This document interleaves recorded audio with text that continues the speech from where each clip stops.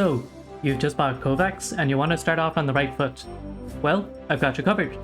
I'm gonna go through everything to help you improve quickly. I'll have a link to all resources mentioned in the video description. Let's go. The first question that will come to mind is, what do I actually need to play to improve my aim? What I recommend for new players is to start with Voltaic. Voltaic is a community with excellent resources and playlists for brand new players. They have a document called the Voltaic Daily Improvement Method, or VDIM for short, which will help you get started to improve all aspects of your aim.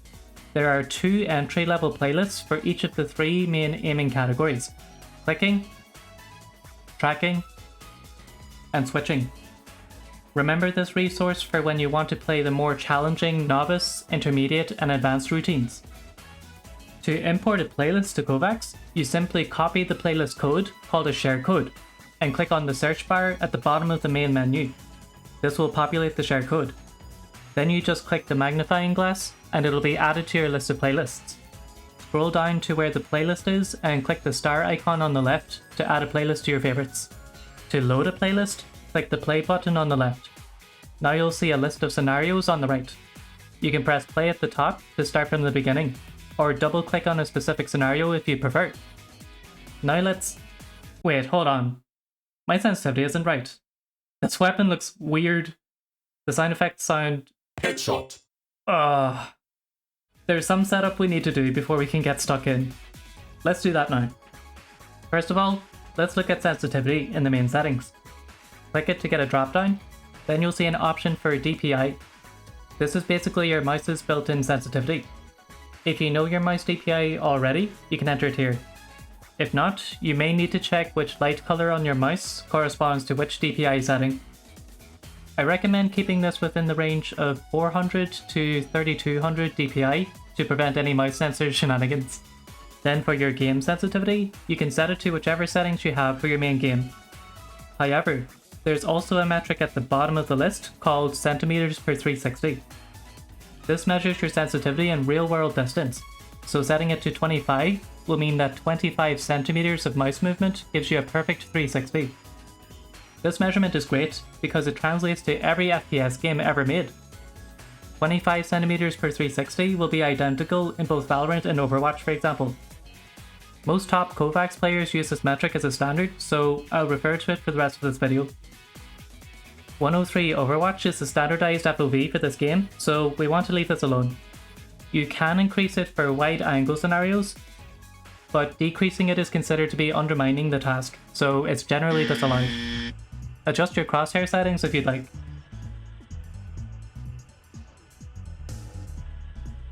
You can crank up game max FPS to 999 to get the most frames possible. Then for the countdown, I recommend 0.5 seconds to give yourself some time to mentally prepare before a scenario starts.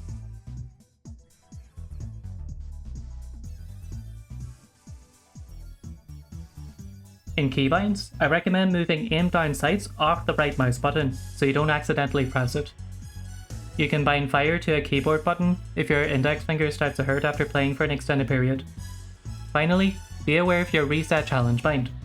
If you have a really bad start to your run, it's usually better to just start over, so this key will come in handy. For the weapons tab, we want to remove all the visual clutter, so uncheck pretty much everything that's in here. This will give you a cleaner look and let you just focus on training. Video settings will depend on your system. Just make sure that the refresh rate is at its max setting. In visuals, check hide gibs and set the bullet hole duration to 0 to remove more visual clutter. Then in the sound settings, remove shoot sounds completely. Remove all the excess sounds, then set them to these for the meantime.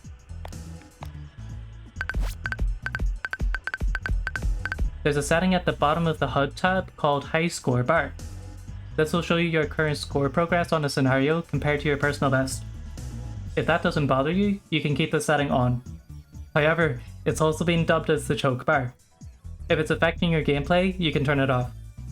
Finally, at the bottom of MISC, there's a setting called Challenge Results Graph History. If you're someone who gets caught up in comparing your progress to previous runs and might get discouraged by the graph, I'd recommend setting this to 1. If you're looking for more custom themes, crosshairs and sounds, I recommend watching Viscos's KovaaK's settings video. She has a Dropbox link in her video description with written instructions on how to add them. You can find even more of these at KovaaK'Hub.app, a website made by the player H. Okay, we're ready to play. For the VDIM routine, there's a number of preparation scenarios that lead up to a benchmark scenario. Let's take clicking 1 for example. We have 10 scenarios that are essentially a training warm-up to get ready for the test. VT 1 wall 4 targets, Novice Season 5. Very quickly, any scenario that has Pokeball, Switch, or TS in its name requires you to hold shoot. You can see the recommended number of plays for each scenario on the right. When playing a routine for the first time, it's a good idea to stick to this number to get more practice.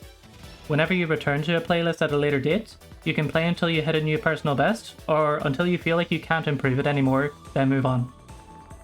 Improving aim is a lot like learning an instrument. Segmented practice over a longer period will be more productive than playing one scenario for hours, especially at the start. Try to avoid hyperfixating on one task or playlist. I'd recommend playing at least up to the first benchmark scenario in a single setting. If you decide to continue your session, you should then do up to the next benchmark scenario. In clicking 1, the next benchmark scenario will be VT Wide Wall 5 Target Novice Season 5. Then after that will be VT Floating Heads Novice Season 5. Now that we've played our first benchmark scenarios, let's see how we did. We can head over to a website called evxl.app, made by the player Evil. This website is an amazing resource, containing all the main community benchmarks made for KovaaK's. We can copy paste our Steam profile URL here to bring up our own stats. Now we click on the benchmark we just played, Voltaic Season 5. Click on the Novice tab to bring up your scores and ranks. Below you'll also see global stats if you're into that kind of thing. For example, rank distributions and the average mouse sensitivities used in centimeters per 360. Pushing for rank ups in the benchmarks is a great way to gamify your training and keep it interesting.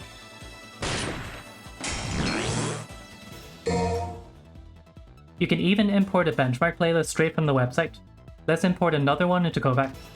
The Viscose benchmarks are another great benchmark for improving in-game aim. Find it at the bottom of the aim grip section.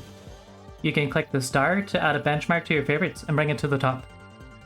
Go to the Easier tab and either click the playlist button to open it in KovaaK's or the share-code button to automatically copy the share-code.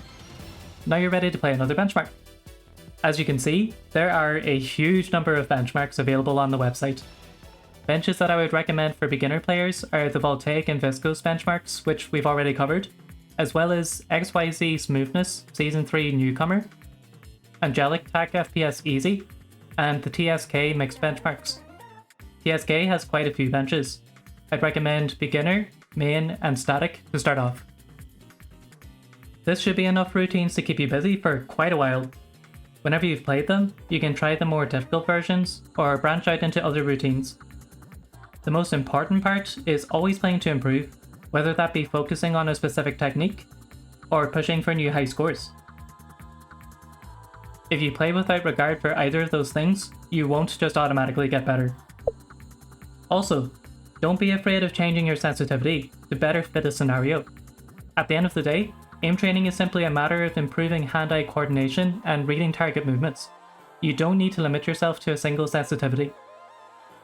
For example, in VDIM Entry Tracking 2, there's a scenario called VT Close Range Long Straight Entry.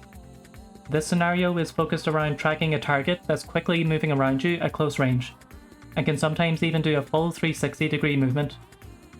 Trying to play this on attack FPS sensitivity like 50 centimeters per 360 will be extremely impractical. This is a scenario where using a faster sensitivity like 25 centimeters per 360 is much better suited to the task. You can click on the top player's scores in the leaderboard to get a rough idea of what sensitivity range is good for a scenario. Like I mentioned before, aiming is a hand-eye coordination skill where muscle memory is not as strongly involved.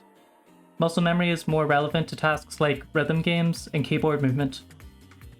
Voltaic has a great write-up on this topic on their website, and Viscose has also made a video on this topic. And that's everything from me today. I want to give a big shout out to other educational content creators in aim training. Viscose, Maddie Overwatch, Bardoz, Lou, Harper Surf, Minigod CS, and Xeonlo all have great resources that you should also check out. If this video was helpful, be sure to share it with your friends to help them get on board. Thanks for watching.